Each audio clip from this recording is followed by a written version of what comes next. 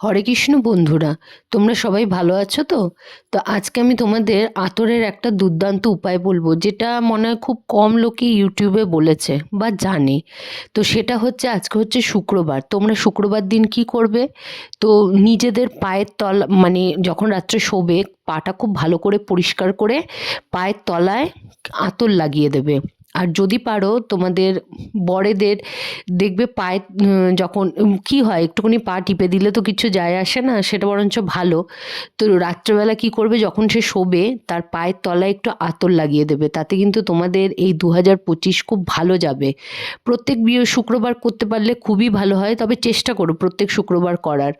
আর একটু পারলে পাটাও টিপে দিও স্বামীদের, এমন কিছু সমস্যা নেই, সেটা করলে খুবই ভালো।